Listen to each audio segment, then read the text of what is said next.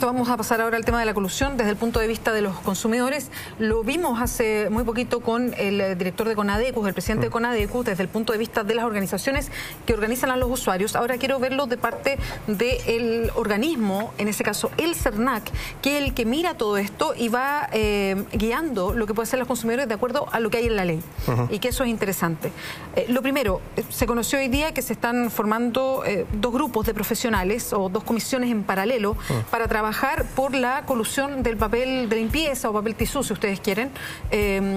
¿Cómo va a operar esto? ¿Cómo va? Porque sabemos que ya hay reuniones de parte de ustedes con una de las empresas que se coludió, y hablamos de colusión aquí directamente porque ellas reconocen, pese a que todavía no hay ningún fallo del Tribunal de la Libre Competencia, pero ustedes ya están conversando por lo menos con una, que es la papelera, la CMPC. ¿Cómo ha sido ese diálogo y qué significa esta conformación de comisiones? Bueno, en este caso, para que también lo tengamos claro, siempre hay tres elementos a propósito de un caso de libre competencia que tiene un impacto a través de un perjuicio a los consumidores. El primer elemento es la responsabilidad.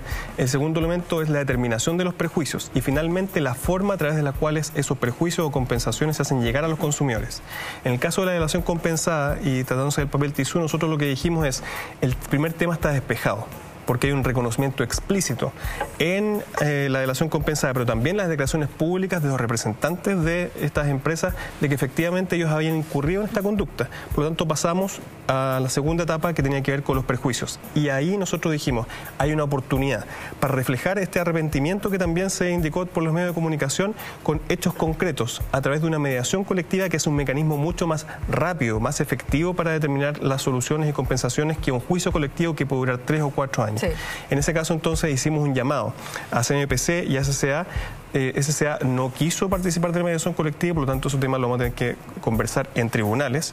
Y la CMPC hizo efectivamente un reconocimiento aquí y nos dijo vamos a participar. Ahí nosotros empezamos muy cautelosamente porque queríamos testear efectivamente si la empresa nos estaba entregando la información que nosotros necesitábamos para poder empezar a determinar los perjuicios. Y hasta ahora efectivamente la empresa en este caso ha hecho efectiva esta colaboración. O sea, tienen voluntad de colaborar. Claro, estamos conversando sobre la base de hechos concretos y esperamos que durante el primer semestre de este año entonces tengamos determinados esos perjuicios para luego pasar a la forma en la que se hacen efectivos. Perdón, solo para seguir la línea. ¿Cuán complejo es determinar el perjuicio? Lo pregunto porque, independiente que uno puede decir, mira, uno no es economista, pero los economistas lo explican y uno puede entender. Por ejemplo, la CONADECUS hizo con sus economistas un estudio y ya lanzó una cifra. Pero ¿cuánto es complejo? Porque después tiene que pasar por tribunales, muchos de estos acuerdos. Y si alguien, y si la empresa no está finalmente de acuerdo con ustedes, como el SENAC, diciendo, mire, sabe que ese no es, lo puede alegar en tribunales. Y es efectivo. Y muchas de este tipo de casos se quedan entrampados por ese tipo de situaciones, de cuál es el perjuicio real y quiénes son los afectados. Exactamente, y es por eso entonces que nosotros junto con hacer este llamado le pusimos un estándar bastante alto a la información que requerimos, y con esa información, ¿qué es lo que se hace? Se desarrollan distintos modelos para ir testeando lo que debería haber ocurrido en un escenario competitivo. Aquí lo que nosotros estamos buscando es algo que no ocurrió. Esto es un precio que estaba sometido a las fuerzas del mercado. Perfecto. Es un contrafactual, y ese contrafactual se llega a través de distintos modelos que pueden ser, por ejemplo, mirar bienes que sean parecidos en el mismo mercado y que no hayan sufrido colusión, o hacer un modelo econométrico para hacer una regresión y saber cuál habría sido el movimiento de esos precios. Ese margen, entonces, ese delta que tiene que ver con lo que se cobró por sobre lo competitivo es lo que determina los perjuicios. Y para eso nosotros vamos a, en esta instancia de la mediación colectiva, recurrir a informes de economistas que son especializados en el área para que tengamos claridad respecto de estos perjuicios, de que sea muy robusto y que así comencemos, yo creo, también a crear una forma de trabajo asociado a este tipo de casos, porque lo que a nosotros nos interesa es que en este caso y en el futuro los otros que se descubran, o también nuestra acción en tribunales, sea muy precisa y clara en defensa de los derechos de los consumidores. Ahora, y la otra pata de todo esto, que tiene que ver con quiénes son los afectados. Sí. Cuando hablamos de productos como el papel de limpieza, y hablamos de empresas que se coludieron y que tienen el 95% del mercado, uno estima que todas las familias han sido afectadas de alguna manera. Pero claramente hay unas que han sido afectadas más que otras. En fin, ¿cómo se puede medir con una cierta equidad quiénes son los afectados y en cuánto se afectaron? Como aquí han estado afectados todos los consumidores y todas las familias chilenas, lo que nosotros vamos a tener que hacer es primero una determinación de perjuicios, un monto global, por así decirlo. Y luego, de la manera más fácil y con menor costo para los consumidores, hacer llegarlo a la mayor cantidad de personas.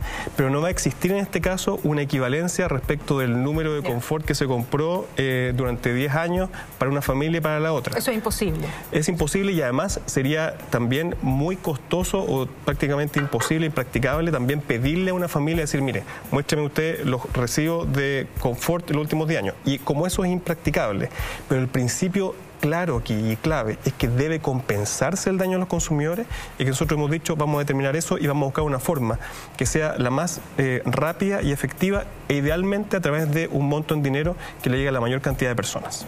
Y esa es más o menos la mirada, porque había recuerdo una discusión cuando esto recién pasó, que era de qué manera se puede acordar todo esto, porque la idea tampoco es reventar al mercado y que esta empresa diga, ¿sabe qué? Le voy a devolver a los usuarios todos los que le saqué del bolsillo, entonces todo este precio durante, no sé, 5 años va a estar tan rebajado.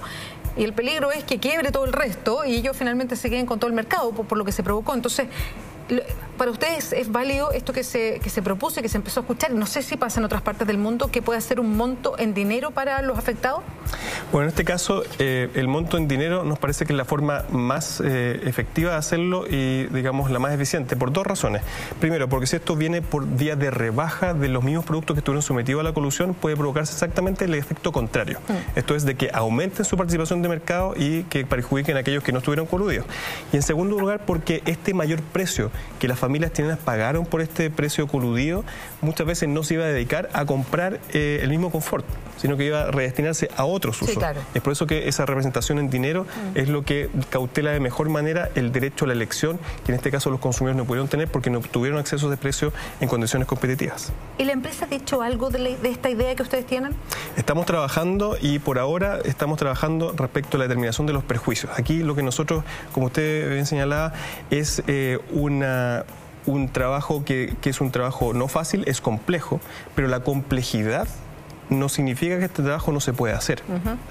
Y nosotros en eso estamos completamente jugados como servicio, porque decimos aquí tiene que existir un balance mínimo. Recordemos que en otras legislaciones, sin ir más lejos, la norteamericana, este tipo de compensaciones se hace por el triple. Aquí lo que estamos estableciendo es el mínimo de lo mínimo, esto es que ese perjuicio no quede en las manos de aquellos que incurrieron en estas conductas de libre competencia, que se traspase a los consumidores y que de esa manera restablezcamos de alguna manera el balance perdido. Quiero poner los 3 ejemplos porque se puede hacer un paralelo porque son casos que están en etapas distintas.